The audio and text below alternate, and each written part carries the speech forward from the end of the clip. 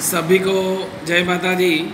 कक्षा 12 नामा के मूल तत्व सब्जेक्ट में मैं गिरीश सर आप सभी स्टूडेंट्स का हार्दिक स्वागत करता हूं।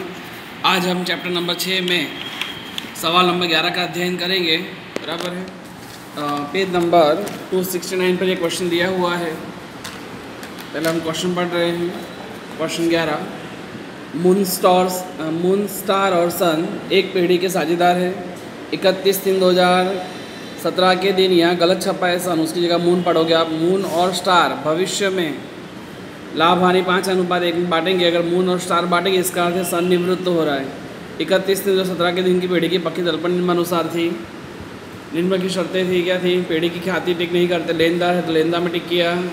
औपलिखित कंप्यूटर टिक करने की जरूरत है, सन साझेदार है टिक करेंगे नहीं। आवश्यक खाते और निवृत्ति के बाद की पक्की तलपन तैयार कीजिए। तो आवश्यक खाते में यहाँ पर देखेंगे बैंक है तो बैंक खाता बनाएंगे। सबसे पहला पुनः मूल्यांकन खाता, साझेदारों का पूंजी खाता, बैंक खाता और 31/3/2017 के दिन निवृत्ति के बाद की पक्की तलपट। बराबर है। तो हम सबसे पहले एंट्री 1 बाय 1 एंट्रियाँ रख रहे हैं। फर्स्ट हमें दी है मकान। मकान है 2,40,000। संपत्ति ऋण में लिखेंगे मकान 2,40,000। यंत्र 1,30,000 तो लिखेंगे यंत्र 1,30,000। फर्नीचर 80,000 है तो लिखा फर्नीचर 80,000। स्टॉक 45,000 है तो स्टॉक लिखा हमने 45,000। देनदार 30,000 है तो हमने भी लिखा देनदार 30,000 संपत्ति ऋण में। जबकि बैंक जाएगी, बैंक खाते उधार पक्ष में शेष आगे लाए। कितने बैंक है? 175 तो लिखेंगे शेष आगे लाए 175। तो संपत्ति ऋण की एंट्री पूरी हुई। पूंजी दायित्व में फर्स्ट एंट्री है पूंजी मून स्टार सन। पूंजी जाएगी पूंजी खाते के जमा पक्ष में। पूंजी खाते के जमा पक्ष में लिखेंगे शेष आगे लाए। 1,60, 2 लाख और 1,80 तो लिखेंगे 1,60, 2 लाख और 1,80। सामान्य अनामत भी हम साझेदारों के बीच बांट देते हैं। टोटल 90,000 दिए हैं सामान्य अनामत।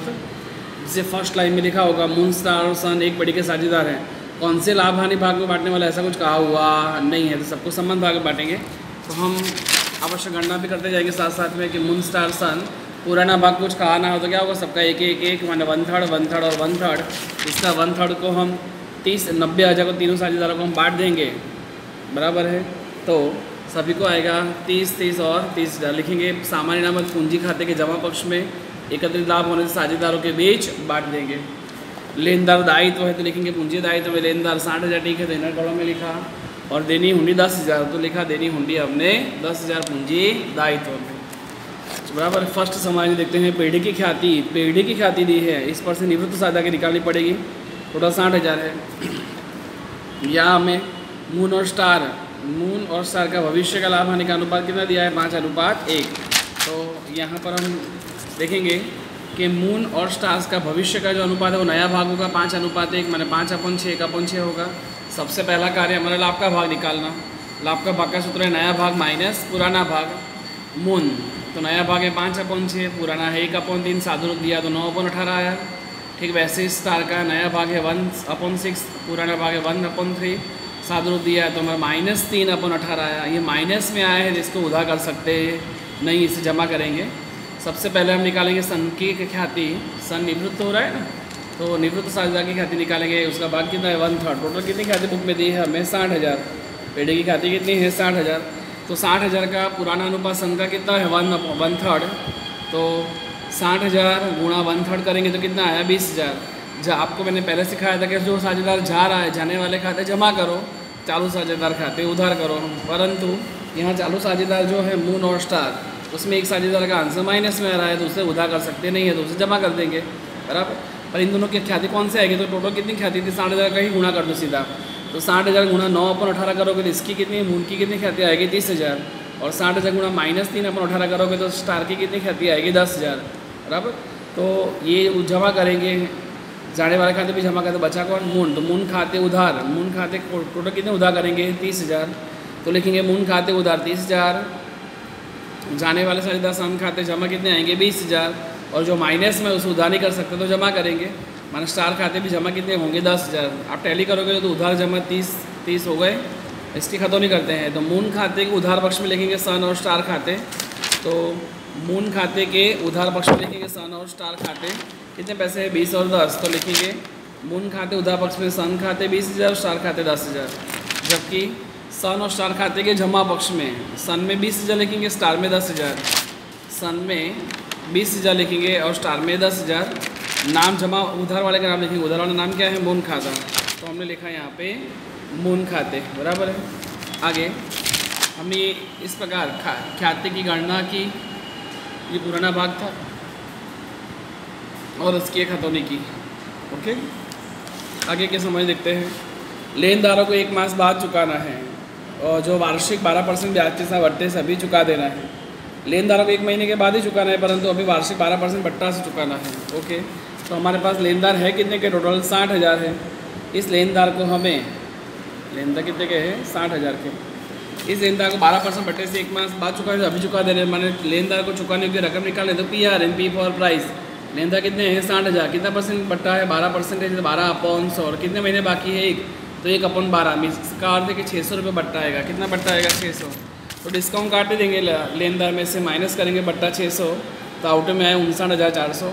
कम बट्टा देने से हमें कम चुकाने पड़ेंगे पैसे, कम चुकाएंगे तो लाभ होगा, लाभ होगा तो पुनः मूल्यांकन खाते के जमा पक्ष में लिखेंगे लेनदार खाते 600। अब हमारे पास में 59,400 है, बट्टे के 2 एंट्री की, तो लेनदार में से घटाया, लाभ होने से पुनः मूल्यांकन खाते क्या किया? जमा।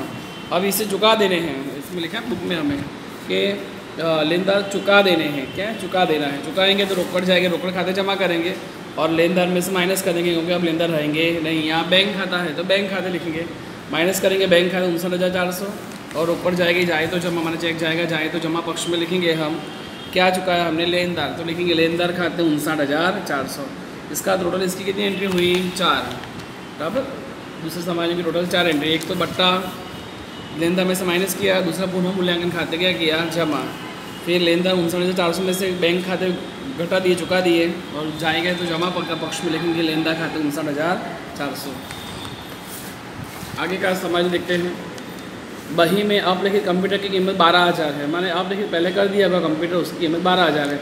अब यह कंप्यूटर मूल ले जाएगा। अगर मूल ले जाएगा तो मूल लेने वाला, वो लेने वाले खाते क्या करेंगे? उधार। अब जो पहले किस कंप्यूटर की कीमत थी ही नहीं, अब कंप्यूटर की कीमत कितनी हो गई है? 12,000। तो हमें लाभ हुआ, लाभ हुआ तो पुनः मूल्यांकन खाते जमा। एक एंट्री पूर्ण ले जाएगा तो लेने वाले खाते उधार करेंगे, दूसरी लाभ होगा तो पुनः मूल्यांकन खाते जमा। तो डबल एंट्री करेंगे, पुनः मूल्यांकन खाते के जमा पक्ष में लिखेंगे कंप्यूटर खाते 12,000, और मूल ले जाएगा मूल खाते के उधार पक्ष में लिखेंगे कंप्यूटर खाते 12,000। लास्ट समायोजन। सन की निवृत्ति के बाद मून और स्टार उनकी पूंजी नए लाभ हानि के प्रमाण में रखेंगे। तो नया लाभ हानि का प्रमाण आप जानते हो, बुक्स में दिया हुआ ही है कि लाभ हानि का प्रमाण कितना था? नया 5:1। किसका किसका? मून और स्टार का। तो मून और स्टार का उन्होंने नया प्रमाण दिया हुआ ही है, बराबर है। तो हमें यहाँ पर पूंजी नए लाभ हानि के अनुपात में बांटनी है, और अंतर की रकम जो भी बचे उसे बैंक खाते ले जाना है। कहाँ ले जाना है? बैंक खाते। माने पूंजी खाता बंद करेंगे तब याद करेंगे। इससे सबसे पहला हमारा पुनः मूल्यांकन खाता बंद करते हैं।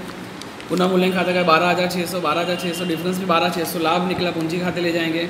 मून स्टार सन को समान भाग में बांट देंगे, 3 से भाग 4200, 4200, 4200। अगर ये पूंजी खाते उधार है तो पुनः मूल्यांकन खाते क्या करेंगे? जमा। पुनः मूल्यांकन खाता लिखेंगे 4200, 4200, 4200 पूंजी खाते के जमा पक्ष में। सबसे पहले कौन निवृत्त हुआ? सन का खाता बंद करेंगे। 2,34,200 आ रहा है, 2,34,200 में से कुछ नहीं जाएगा तो डिफरेंस भी 2,34,200 मिलेगा। इसे कहेंगे सन की लॉन। कुछ कहानी है इससे सन की लॉन की डबल एंट्री हुई है पूंजी दायित्व में, लिखेंगे सन की लॉन 2,34,200। अब हमारे पास 2 साझेदार बच्चे मून और स्टार। इसके अभी तक शेष निकाले नहीं है, पर बुक्स में क्या कहा है कि सन की निवृत्ति के बाद मून और स्टार की जो पूंजी जो है बचेगी, जो भी पूंजी आएगी वो नए लाभ आने के प्रमाण में रखेंगे। अंतर की रकम तो बैंक खाते ले जानी है। इसका अर्थ ये है कि मून का जो डिफरेंस आएगा और स्टार का भी जो भी डिफरेंस आएगा वो पूंजी जो है वो नए लाभ हानि के प्रमाण में रखनी है। कौन से अनुपात में रखनी है? नए लाभ हानि। माना हमें जो डिफरेंस निकलेगा फिलहाल उनको अलग से प्लस करेंगे और उसको नए भाग में बांटेंगे। देखा जाए तो मून का 1,60,000, ये 30,000 और 4,200। तो 1,60 और 30 1,90, 1,90 में 4,200 जोड़ेंगे तो 1,94,200 आ रहा है इसका जोड़। जबकि इसका 20 और 30, 20 और 10 30, 30 और 12 42,000। ये 42,000 है और 1,94,200 है। तो ये 1,94,200 में से 42,000 घटा देंगे तो डिफरेंस आएगा पूंजी का प्रमाण गणना मून की अंतिम से। तो 1,94,200 में से 42,000 घटा तो कितना डिफरेंस आया? 1,52,200 का डिफरेंस आया।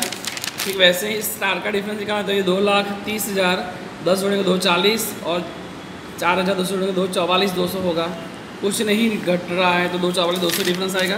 किसका आया ये स्टार का, तो हम देखेंगे यहाँ पे स्टार के अंतिम से 2,44,200 दोनों को प्लस कर देंगे तो आएगा टोटल 3,96,400। ये पूंजी जो है वो नए अनुपात में रखनी है, तो नया अनुपात कौन सा था हमारा 5:1, 5/6 1/6 में रखनी है। तो 5/6 3,96,400 का 5/6 करेंगे कितना डिफरेंस आएगा 3, 30, 333 और 1/6 करेंगे तो डिफरेंस आएगा 66,067 बराबर है। अब ये जो डिफरेंस है वो अंतिम पूंजी है जिसे कहते हैं शेष आगे ले गए। आप जानते हो शेष आगे लेके कहाँ लिखेंगे, तो पूंजी खाते के उधार पक्ष में आप एंट्री लिख रहे हैं, एंट्री लिखेंगे हम शेष आगे ले गए।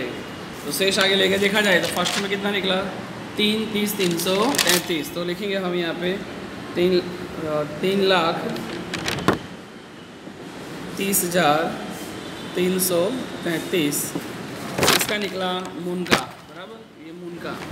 जबकि स्टार के कितना अंतर है 66,067 है, तो यहाँ लिखेंगे हम 66,067 और यही शेष आगे लेके कहाँ लेके पूंजी दायित्व में, पूंजी दायित्व में लिखेंगे पूंजी खाता मून और स्टार 3, 30, 333 66,067 टोटल हुआ 3,96,400। ये नए लाभ आने के प्रमाण में रखा।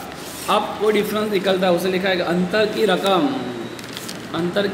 बैंक खाते ले जाने, मैंने अभी कोई डिफरेंस निकला तो बैंक खाता मून का टोटल करेंगे तो इसका टोटल आया था 2,94,200 जबकि इसका टोटल कम आ रहा है, तो इसका अर्थ है 2,94,200 जबकि ये 3, 30, 333 तो यही हो जाता है।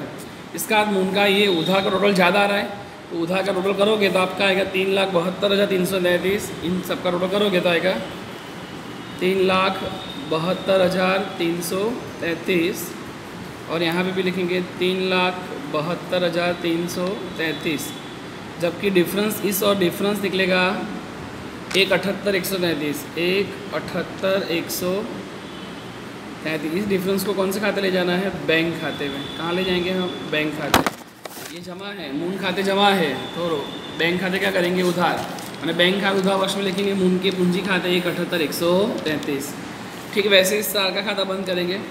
स्टार में यहाँ पे 66,067 है जबकि ये टोटल ज़्यादा हो रहा है, तो इसका टोटल था 2,44,200 मून का ये टोटल ना 2,44,200 तो लिखेंगे 2,44,200। इसमें भी लिखेंगे 2,44,200 जबकि इसका जो डिफरेंस निकलेगा 2,44,200 में से 66,067 घटाएंगे तो डिफरेंस निकलेगा 1,78,133, 1,78,133। इसके सामने लिखेंगे हम बैंक खाते, क्या लिखेंगे हम बैंक खाते। ये स्टार खाते उधार है तो बैंक खाते क्या होगा जमा पक्ष में लिखेंगे स्टार के पूंजी खाते 1,78,133 बराबर। इस प्रकार आपका ये पूंजी खाता बनेगा। पहले उनका टोटल किया तो ये टोटल ज़्यादा आ रहा है, इससे यहाँ डिफरेंस निकला जमा पक्ष में, तो उसको बैंक खाते लिखा ये जमा है तो बैंक खाते क्या करेंगे उधार, जबकि स्टार का ये टोटल ज़्यादा आ रहा है तो यहाँ डिफरेंस निकला उधार पक्ष में, तो वहाँ जमा पक्ष में लिखा बैंक खाते 1,78,133। बैंक खाता बंद करेंगे 3,53,133, यहाँ ज़्यादा डिफरेंस निकला, यहाँ पे 1,15,600 इसको कहेंगे शेष आगे ले गए। देखेंगे बैंक खाता संपत्ति लेना में 1,15,600 दोनों पक्ष का टोटल करेंगे समान आएगा आपका 6,40,600 और यहाँ पे भी लिखेंगे 6,40,600 बराबर। इस प्रकार आपका ये पुनः मूल्यांकन खाता हुआ। ये पूंजी खाता हुआ,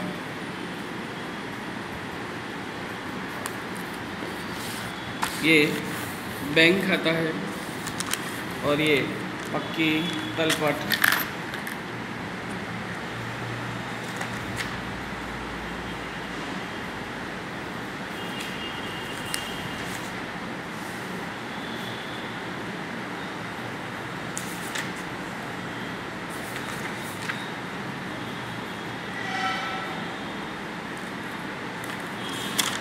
ये गणना है खाते की गणना।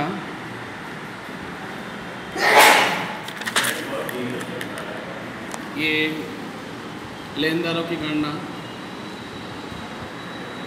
ये पूंजी की गणना।